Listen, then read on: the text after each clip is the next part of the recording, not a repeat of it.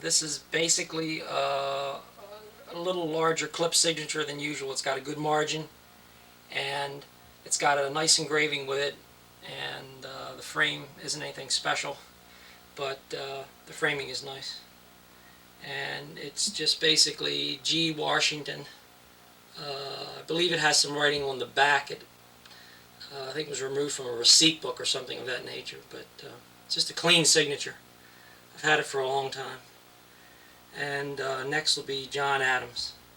Next we have John Adams. This is probably the piece in the whole collection that's in the worst condition. It's obviously a ship's paper. It's for the Brig America, and the seal is intact, and it's countersigned by Timothy Pickering. And the signature of Adams, I'll try and give a little bit more of a close-up. It's all there. I'm sure you can see it. It's just badly stained through the middle section right in here. Overall, it's complete. There's an old engraving of Adams, and then down the bottom I have about 10 or 11 words in his hand that I had from when I was small, just stuck in there, mounted in there. So that's Adams. So if there's any holes in the collection, this is probably the worst piece, and I should have upgraded over the year. I've had better Adams, but always felt guilty about keeping them out of the business, or because I did have one. So the next piece will be Jefferson, and I hope this gives you an idea of what this thing looks like. This is Thomas Jefferson. It's a large section, bottom portion of a document signed as president. The signature's nice, and below you can see that James Madison has signed it as Secretary of State. The date of 1807 appears in the upper left-hand corner. It's one of the largest and nicest clips I've seen of Jefferson and Madison together. Madison and Monroe is next. It's a land grant, or no, I'm sorry, it's an appointment of a 3rd Lieutenant, 2nd Regiment of Infantry. Signed by Madison as President and Monroe as Secretary of War. Seal's intact. It's in excellent condition. Framed with 2 period engravings. And it's just a really clean, pretty document. One of the better ones I've seen. That's why I kept it. And try and get a little closer. The signatures are real bold. There's no problem with the condition at all. And this is Madison and the next President Monroe, my example for both. The Madison with the one before on the Jefferson is also. So that makes 2 Madisons. Next is John Quincy Adams. The John Quincy Adams is an early land grant. You can see up in the corner where it says James Monroe. It's been crossed out and his name has been added above it. It's in very nice condition. The signature is very bold. And the engraving, it's not an engraving, it's just a cheap photograph. Because of the size, I didn't have a good example to put in there of an engraving, because it's a little close frame job.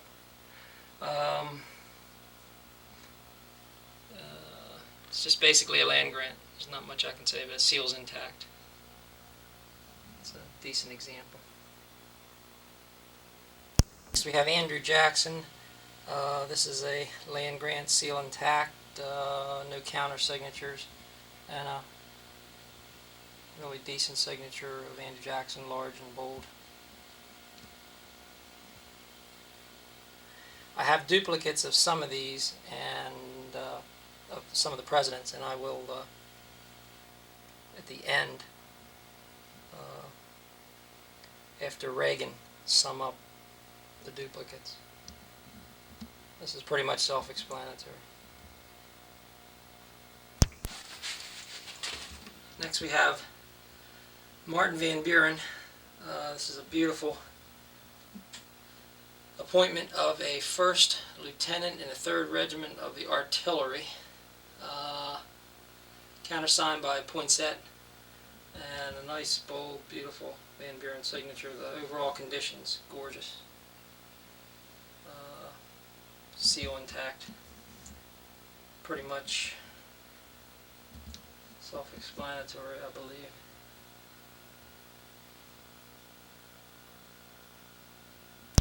Is William Henry Harrison. This is a cover addressed to the mayor of New Haven, Connecticut. It says chairman of the committee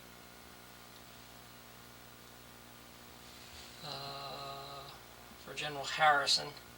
And then what we have is a full-page ALS of Harrison, dated New York, 30th of September, 1836. Very nice, long letter talking about the citizens of New Haven and about visiting the city. Early campaign letter. It's also got an original mourning ribbon. The ribbon itself, I like to put sometime mementos in with the frame job. And this is a black bordered Harrison with an original period engraving also, and the original cover. It's a very good display. And Harrison and ALSs are, been sort of proud of this. I got this a long time ago.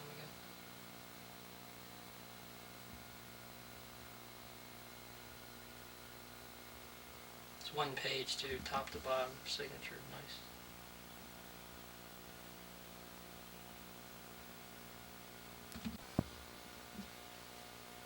Next we have John Tyler. It's just not even a period engraving. It's a nice engraving, but it's not period.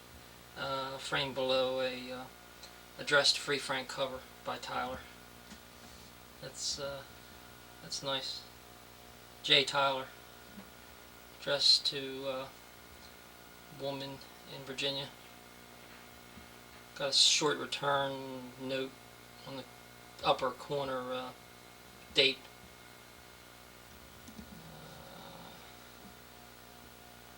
Bulk. Appointment of a lieutenant. Got a beautiful signature signed by the Secretary of State. Seal intact. Needs a little pressing out, but overall it's in mint condition. It's beautiful. And I think you can get a pretty good view of that. Signature is very nice.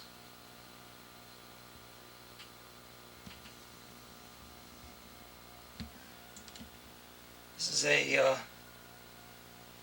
letter signed by Zachary Taylor. It's commanding Colonel, 1830. It's dated from Fort Crawford.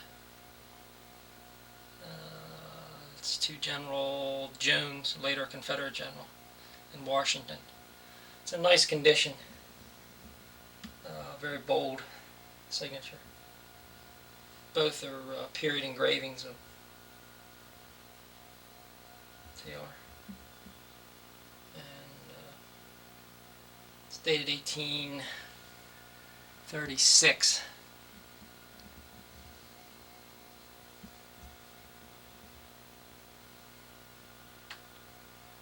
Millard Fillmore is framed alongside John Tyler. It's a cover, free franked. It's got the date of 1861 on it, July. It's a nice one. Got the words free on it.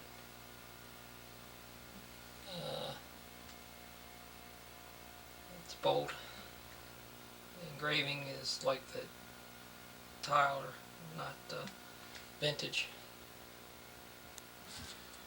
This is a 2-page ALS by Franklin Pierce, dated Concord, February 28, '69, I believe. What I've done is the left-hand side is a copy. This is the original. It's got a decent signature of Pierce. And it's just basically a business letter, nothing really great content, but it's interesting content. Both the engravings are vintage. This is a ALS of James Buchanan as president, dated Washington, 1858. It's to a woman. He's responding for an autograph request, but he gets very eloquent and tells her that he's always entertained high esteem for her. Very nice request grant, and bold signature. This is the only one I didn't put an engraving in. I like the frame a lot, it's period, and I couldn't fit an engraving, so I left it out. But it's a nice ALS as president.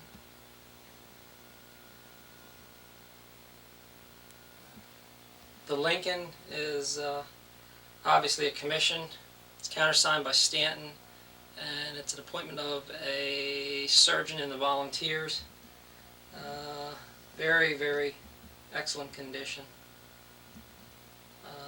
Overall, it's just beautiful. 3 original CDVs in the corner. The last one is the death scene. The middle one is a common one of Lincoln, and then Lincoln and his son up in the corner. This is just a colorful, I believe, a song sheet of some kind from the 20s, but it's pretty, so I put it in. But the document is very, very, very clean. This is a bold pencil note by Johnson as president. It has something on the back of it alluding to the appointment, and then Johnson is written, if there is an opening, let the appointment be made. Andrew Johnson, full signature. And it's got an original, kind of rare, original photograph of Johnson in there, a CDV. And it makes an attractive little display. But the Johnson's bold, very bold, as you can see.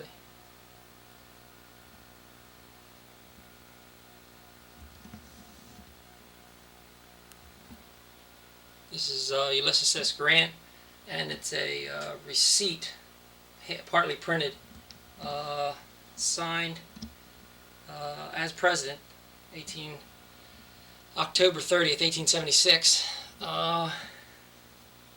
It's a very attractive little piece. Nice condition. Very bold.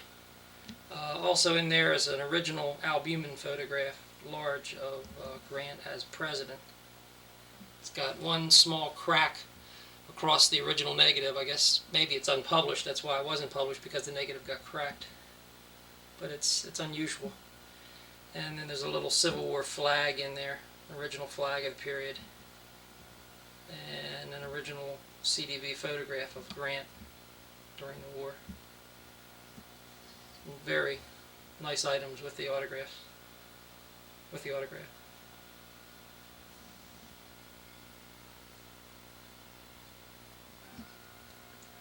This is a Rutherford B. Hayes, ALS as president, Executive Mansion stationery, dated 1879, marked private. It's to General Robert Kennedy, who was his aide during the war, and he refers to him as my dear general. Interesting content, nothing super, but talks about where he's going to be traveling and wants to stop and see him. I believe he says I should be in Detroit, Michigan on the 19th. Talks about Youngstown, Ohio, and different other areas he's visiting on campaigns. Very, very rare original portrait, CDV portrait of Hayes as president. And then a small little campaign flag. They're made of like muslin. There, it's an interesting display. The letter is in very, very, very nice condition.